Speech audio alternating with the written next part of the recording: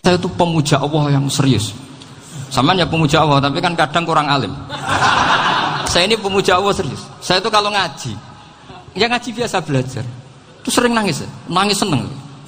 Misalnya saya baca tadi, Miftahul Jannah la ilaha illallah, lung kunci kok dikasihkan. Kita ini masuk neraka gak pantas, enggak bawa kuncinya kok masuk gitu. Harusnya kita ini masuk surga, kita kan pegang kunci surga, gak pegang kunci neraka. Maka aneh kalau kamu masuk neraka itu aneh. Coba kita pegang kunci surga apa kunci neraka? Tapi kadang teman saya suruh neraka ora ono kuncine. Karena tidak ada pintunya. Terus saya bilang, kamu kok tahu? Memangnya mau ke sana kata saya. Saya tidak punya rencana tahu neraka. Dan saya meskipun guyon itu serius. Bedanya orang alim sama ndak itu di situ. Kalau orang alim itu guyon itu masih benar, masih serius.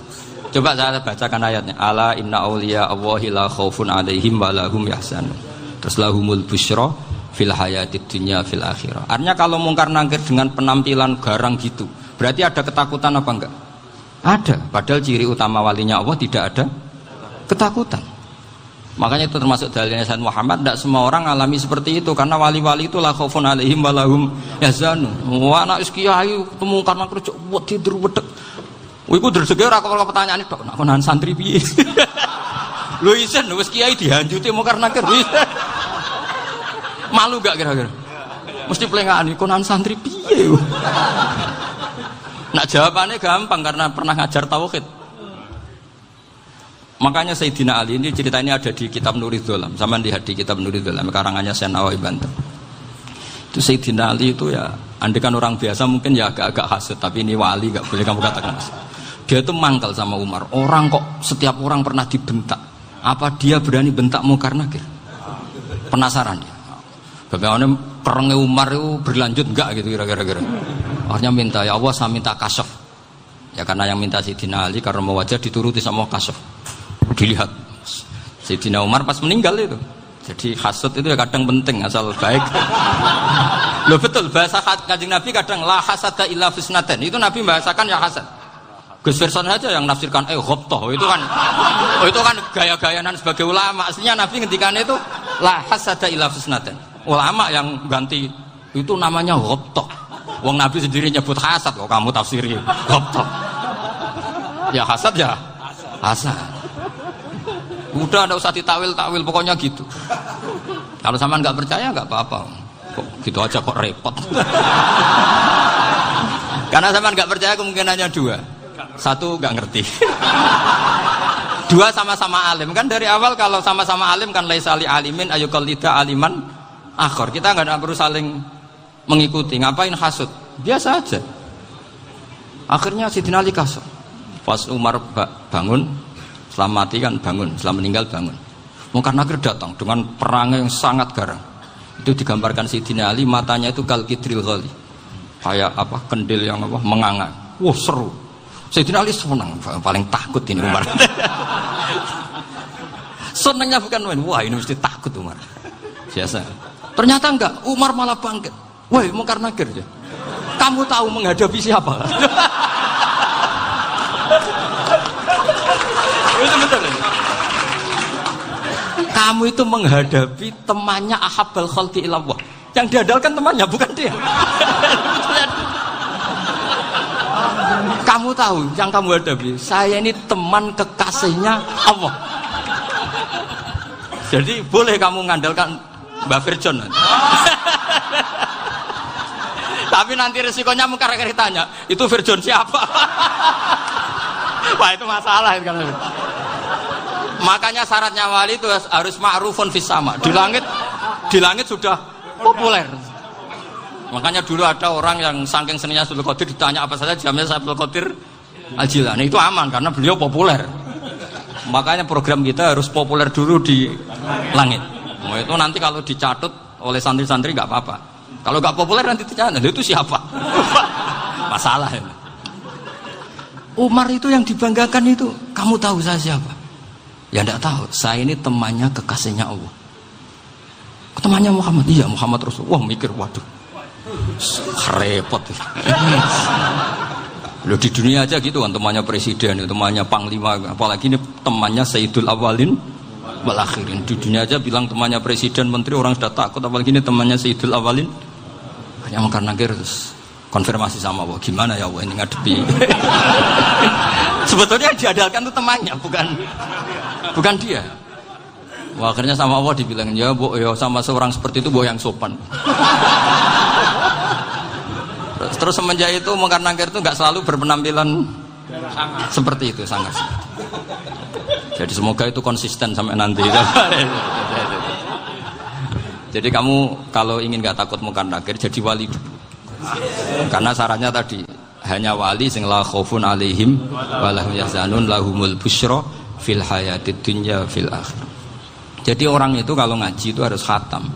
Jangan semuanya kena pertanyaan. Dan kalau semuanya kena pertanyaan nanti repot. Kalau Nabi Muhammad ditanya waman Nabi juga.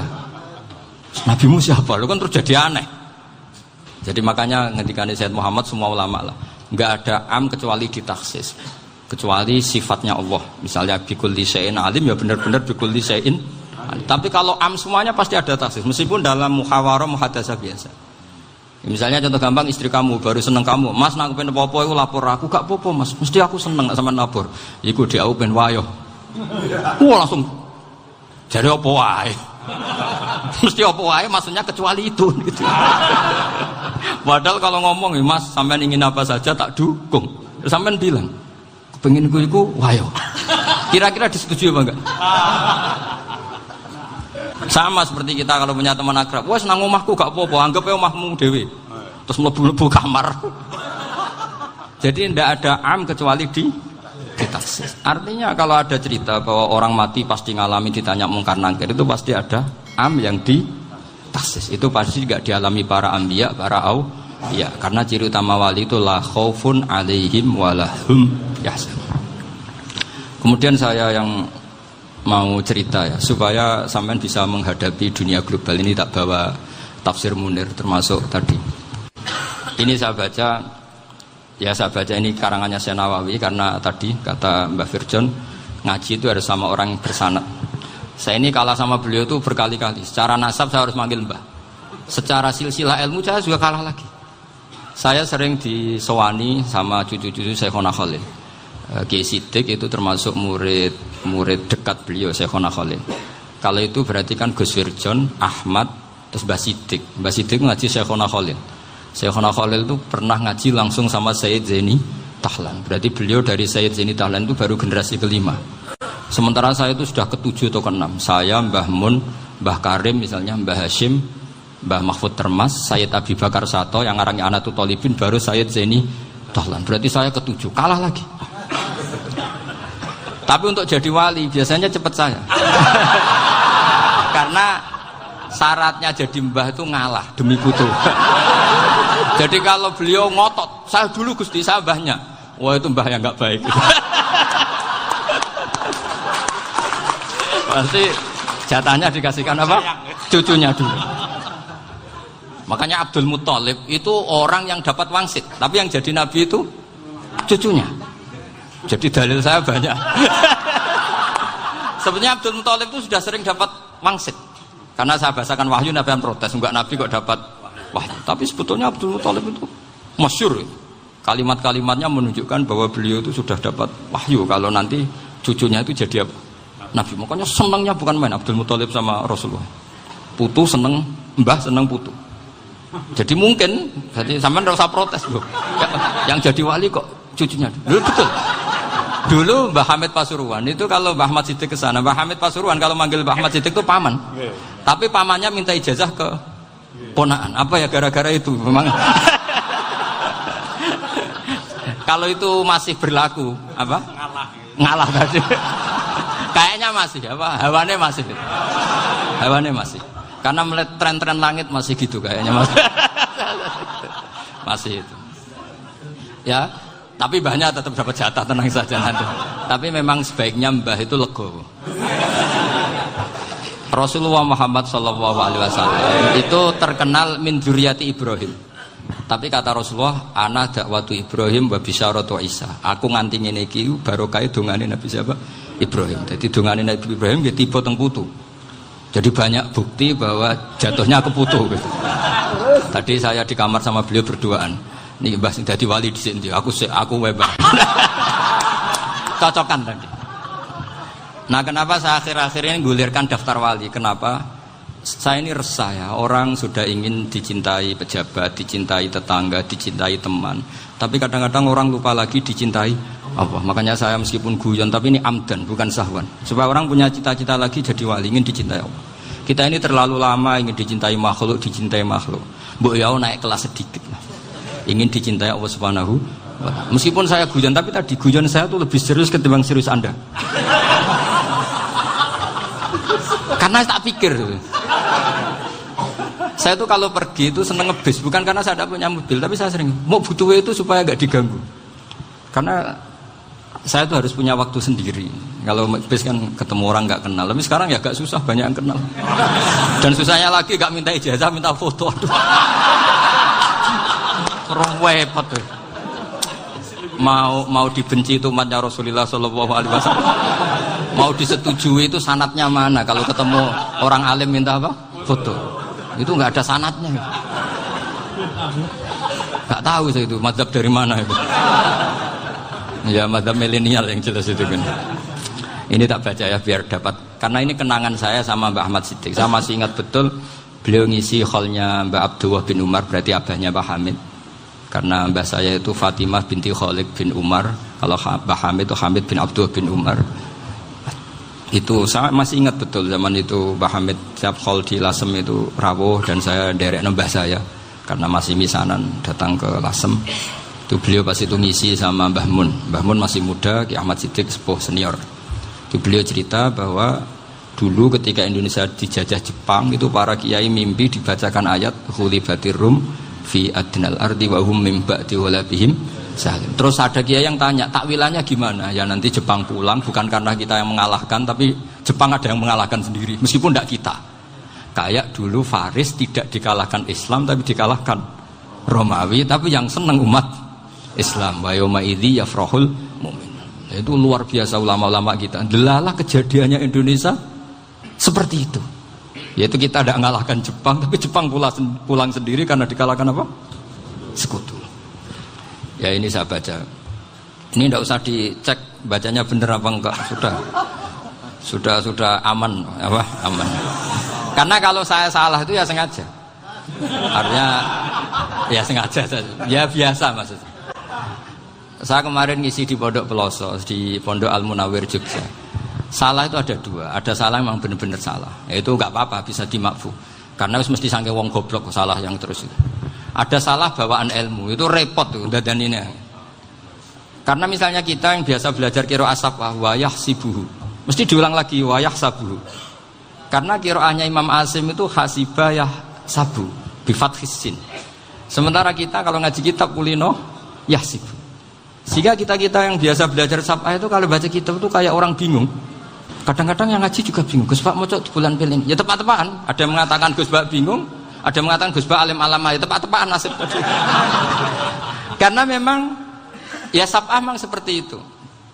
Misalnya kufuan. Kufuan itu Imam Asim baca kufuan. Tapi beliau punya murid namanya Syu'bah. Itu kalau baca kuf'an. Makanya kita itu, ini kan khataman Quran ya. Jadi saya menyinggung sedikit tentang qiraah sab'ah. Tadi beliau juga sudah tak kasih kitab saya Hifdzuna Liyadal Mushaf. Sama tak ajari latihan sab'ah. Memang angel ya. Makanya yang nggak bisa itu wong pinter. Sudah tahu angel ya nggak usah diteruskan kan. Orang menghindari barang angel itu pinter apa goblok? Pinter. Berarti wong goblok pinter. Saya tuh makanya sama orang goblok tuh respect. Jadi orang alim tuh angel apa gampang? Angel. Menghindari barang angel pinter apa goblok? Loh, orang menghindari barang angel pinter apa goblok? Pinter. Berarti wong goblok pinter. Jadi saya sama orang-orang goblok itu respect. Sudah tahu jadi orang alim angel ya barang angel ya harus dihindari. Makanya saya ini insya Allah umatnya Nabi yang termasuk yang terbaik. Amin. Karena mencintai umatnya Nabi termasuk yang goblok. Waduh. Itu tidak gampang itu. Karena tadi sudah tahu ya. Seperti itu loh orang naik Panjat Pinang. Itu yang naik karena ingin hadiah. Yang nonton sudah tahu, wah licin kok dinaikin mau keplotok ya. Tapi orang sepakat yang nonton juga pinter karena sudah tahu ribet kok Tuku ning pasar rak kena lah opo menek. Sama sampean juga gitu. Ngalim tafsir angel, ngalim fikih angel. Nek karek ngaji ngrekam kan gampang. Itu pintar apa goblok? Pintar. Iya. Makanya kula niku mbok burohno ngono tok. Saya tadi dinasihati Mbak Firjon, muga-muga hati saya selamat. Saya itu meskipun kata orang banyak, muhibbin saya banyak, tapi saya insya Allah tidak riya. Saya itu pakai kitab namanya Tasbidul Fuad, itu karangannya Said Abdul Al-Haddad. Ketika beliau punya muhibbin banyak ditanya, bagaimana ya Habib Anda menjaga hati Anda? Jamnya Said Abdul Al-Haddad itu nih, innama azzamu Allah. Mereka itu sebenarnya menghormati Allah, cuma butuh sarana, dan itu saya. Jadi saya tahu sampean semua itu mencintai Quran, mencintai sunnah Rasul, mencintai hadis-hadis Rasul. Cuma sampean kan karena nggak paham, terus manfaatkan saya. Jadi sebenarnya saya ini korban. Korban. Jadi saya mau riak gimana? Korban kok mau. Bangganya di mana tuh? Coba sampean misalnya ngaji tafsir, belajar sendiri kan susah. Terkitnya susah, maknanya susah. Bahkan beli kitabnya kadang nggak kuat. Loh, untuk jadi alim tafsir itu kan harus beli kitab. Loh, saya sering belajar kitab itu jutaan. Tafsir Tobari, saya pernah beli kitab Fakhrur Razi itu berapa coba? 27 jilid. Karangannya Fakhrur, belum karangannya ulama modern, Imam Sya'rawi. Itu berapa jilid? Itu jutaan. Saya kemarin juga dihadiahi kitab Pak Quraish Shihab namanya Faidul Bari fi Syarhil Bukhari. Pak Quraish Shihab yang terkenal. Dia sering diskusi sama saya. Saya ngasih hadiah beliau ngasih hadiah saya. Wah, itu harganya nggak kuat. Tidak kuat, kadang di Indonesia nggak ada coba. Dan sama orang hebat menghindari kesulitan itu. Nah, kesulitan itu sebab ngaji ikut, kalau nggak paham dirukok rekamannya sudah gitu. Pinter mana sampean sama saya? Pinter sampean kan? Bikin sosis susah, beli aja kok repot kan. Nah, makanya nggak boleh orang bilang, wah aku goblok reso tafsir, aku wong pinter. Makanya nanti kalau saya ketemu Nabi tidak termasuk orang yang mentahkir orang Islam. Kafabil mari isman ayah kira akhahul muslim. Jadi cukup orang itu dosa kalau menyepelekan orang Islam, termasuk darani sampean goblok itu dosa. Caranya nggak darani goblok ya tadi di logika tadi. Alim itu angel, ngendari angel itu pinter. Berarti wong bodoh pinter ya sudah gitu. Tapi tetap bodoh. Tapi ini satu cara untuk saya respect gitu. Coba orang yang ngaji tafsir saya banyak, mungkin ribuan. Itu sebetulnya mencintai Quran. Karena Quran adalah kitab suci yang panduannya umat Islam. Sangat mencintai Quran. Terus kemudian mereka nggak paham. Terus mencari orang yang memahamkan. Burohno lah cara jawabannya. Terus keren saya itu di mana coba? Lah terus mereka kurang ajarnya gini, kalau paham itu ya alhamdulillah paham. Kowe nak ngaji Gus Bae ngono tok. Tapi nek ora paham, ora nyalano akale. Mari Gus Bae nerangno cepet, mulane gak paham. Ora kok nyalano teke sing lelet. Oh kan masyaallah naudzubillah tenan. Sebetulnya tingkat kurang ajarnya tinggi Gus sebenarnya. Jadi kalau nggak paham itu kadang nggak nyalahno uteke. Kayak mau misalnya, mau mari mikir ra jelas. Padahal misalnya jelas orang mesti paham bodoh. Paham? Jadi kata Said Abdul Haddad, innama azzamu Allah. Sebenarnya mereka itu sangat menghormati Allah. Makanya kita nggak perlu mengatakan wasilah itu kafir, nggak akan. Karena orang tawasul sama Rasulullah itu ingin dapat ridhonya Allah lewat orang yang dicintai Allah. Kita mencintai wali sebenarnya, wah itu kekasih Allah. Kita mencintai itu karena mencintai Allah. Sama seperti gini, kamu mencintai kangkung apa enggak? Sebenarnya sama sekali enggak. Tapi kamu ingin sehat, ada asupan gizi. Kamu ingin tubuh kamu sehat, butuh asupan gizi. Kemudian kamu makan kangkung. Apa terus kamu cinta kangkung kan enggak? Cinta kesehatan kamu sama. Orang yang mencintai saya sebenarnya ingin kepuasan rohani. Saya kan termasuk kiai yang torekonya gampang. Ini swarga kan akhirnya penggemarnya banyak. Coba kalau kamu ini neraka. Wah, jadi sebetulnya Anda mencintai kepuasan Anda sendiri. Nah, saya ini korban. Makanya untuk masuk surga cepat saya, korban itu cepat. Da'watul mazlum la turaddu kan gitu. Laisa bainahu wa bainallah hijab. Jadi saya kalau donga langsung seret langit. Karena mazlum. Saya sinau tafsir itu, Pak, sampean bayangkan ada tafsir itu sudah 27 jilid. Sing ngarang Fakhrur Razi itu buletnya bukan main. Karena dia ahli filsafat.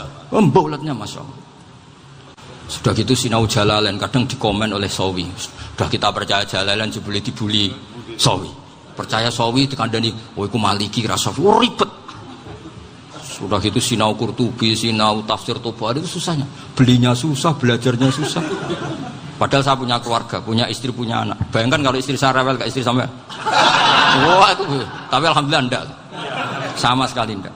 Allah sudah milihkan, wah ini bahaya kalau punya istri rewel. Imam Sibawai itu kitabnya banyak, tapi yang terbukukan hanya kitab Sibawai. Karena beliau kalau sudah belajar lupa istri. Hanya pas beliau di pasar, kitabnya dibakar semua sama istrinya. Karena dianggap saingannya. Ternyata yang dicerai tidak kitabnya, malah istrinya. Itu Imam siapa? Sibawai. Tapi alhamdulillah kitab saya nggak terbakar, aman. Saya teruskan ya. Jadi untuk menjaga riya dilatih innama azzamu Allah. Sebenarnya mereka itu menghormati. Sehingga wasail-wasail itu sebenarnya nggak pernah jadi subjek pelaku utama, enggak. Tetap Allah.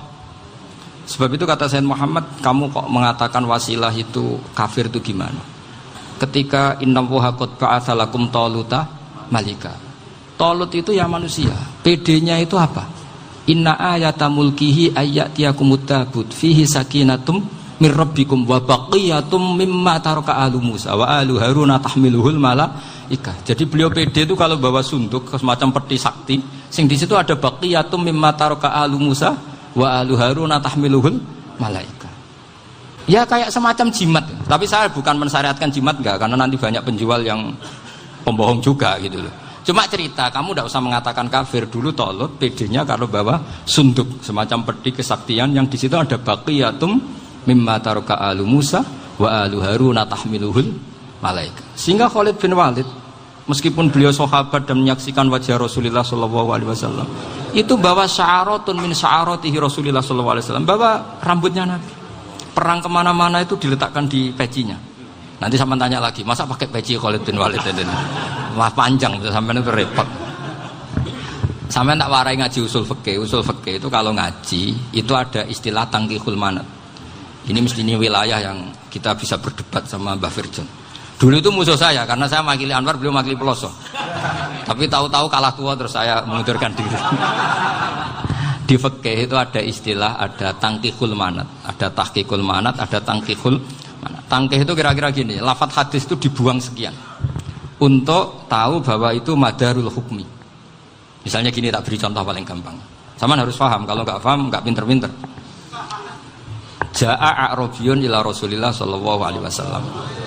Ya karena ini menghormati Mbah Ahmad Siddiq, beliau orang alim, jadi ngaji ini tetap ada suasana alim. Ya harus ada suasana alim. Enggak perlu jadi orang alim tadi, susah. Sudah ngindari susah itu pintar. Sudah itu aja. Jadi orang alim susah, ngindari barang susah pintar. Berarti orang tidak alim pintar. Nah, meskipun tetap sudah itu pegangi sampai mati nanti. Loh, jadi orang alim itu repot. Itu kata Imam Ghazali, kalau orang alim kalau mau masuk surga itu sama Allah nggak boleh. Kif, kamu nggak boleh langsung masuk surga. Coba cari umat kamu, syafaati dulu. Nah, saya takut nyari sampean tidak bisa kembali. Saya tidak punya rencana itu. Pokoknya mau masuk. Golek sampean kuaduan, aduan balik raroh dewe, wah repot nanti saya. Berat jadi orang alim itu berat. Ya saya teruskan ya. Ada tangkihul manat. Ja'a a'rabiyun ila Rasulillah sallallahu alaihi wasallam. Faqala ahlaktu wa ma ahlakaka qal waqatu imraati fi nahari Ramadan. Ya sidang kita, saya ini rusak ya Rasulullah. Kenapa? Karena saya menjima istri saya fi nahari Ramadan. Terus kata Nabi, kamu harus bayar kafarah. Napa Nabi kafarah? Puasa 2 bulan. Wong baru 1 hari aja terjadi gitu kok disuruh puasa 2 bulan. Ya tidak kuat ya Rasulullah. Baru berapa hari saya puasa aja kecelakaan seperti itu. Apalagi kalau sampai 2 bulan. Tidak ya Rasulullah. Ya sudah kalau gitu kamu pertama ngasih makan apa? Itqu raqabah kan, pertama merdekakan budak. Tapi kan sekarang nggak ada budak makanya terus sekarang langsung puasa. Wah ini nggak bisa semua. Ya sudah ngasih makan orang 60. Kasihkan siapa ya Rasul? Ya orang fakir. Saya ini paling fakir. Di kampung saya ini orang paling fakir. Jadi mulai dulu orang fakir itu hubungan suami istri itu paling lancar mulai dulu. Makanya orang fakir itu anaknya banyak. Karena hiburannya hanya itu. Wong Ramadan aja. Coba mau ke ATM nggak punya uang, mau antri di bank nggak punya, mau apa coba? Itu mulai dulu. Ini sanatnya mutasil.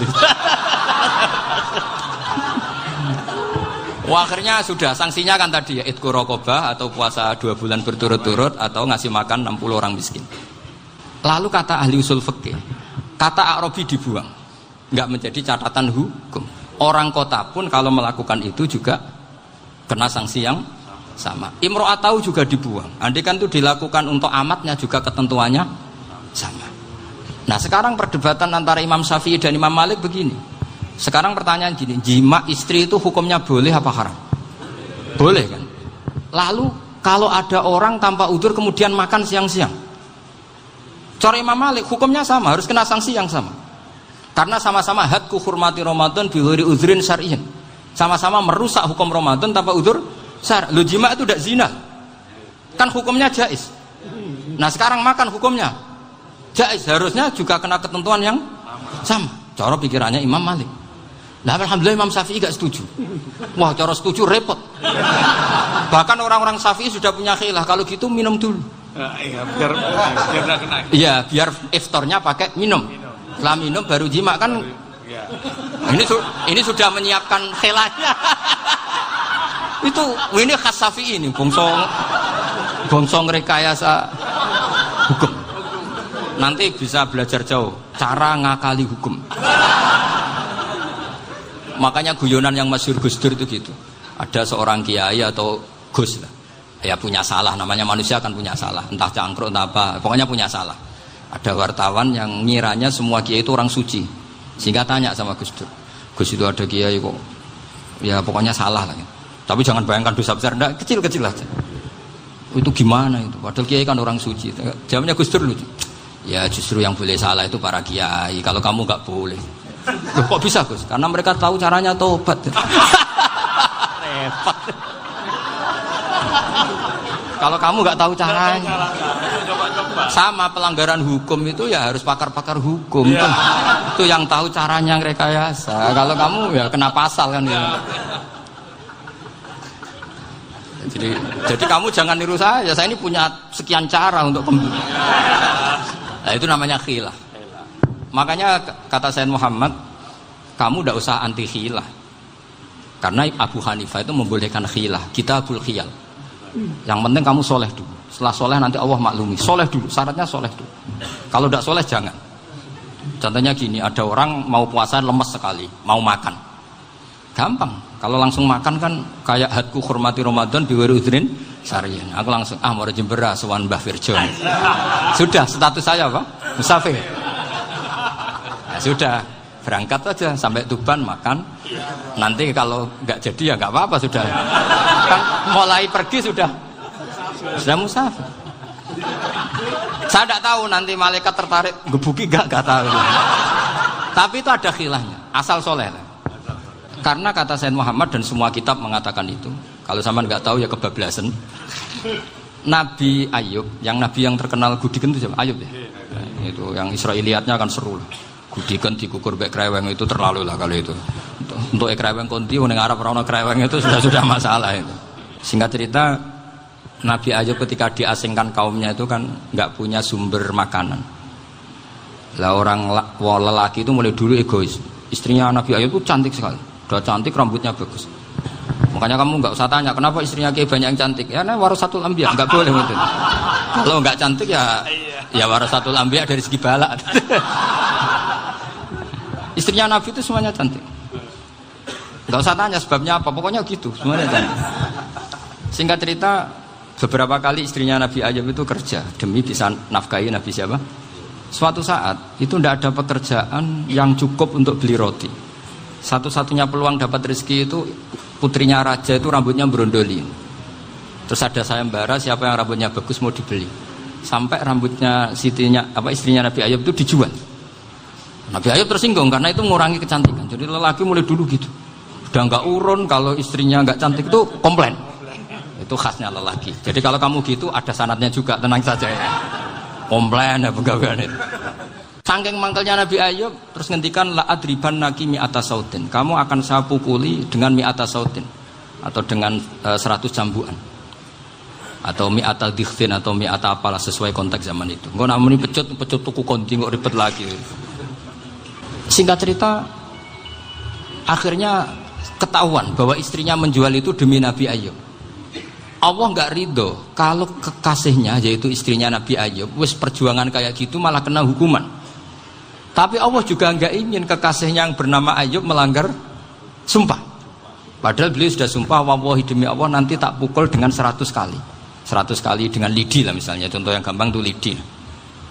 Akhirnya sama Allah dikasih satu solusi. Wa khud biyadika dikhsan fadrib bihi wala tahnas. Ya sudah, lidi itu ikat jumlahnya 100. Terus pukul sekali saja, anggap saja sudah 100. Iku pangeran sing wari ngakali ngono iku pangeran. Tapi syaratnya soleh. Syaratnya soleh. Jadi kalau kamu anti khilaf berarti anti ajarannya Allah di ayat itu. Wa khud biyadika dikhsan fadrib bihi wala tahnas.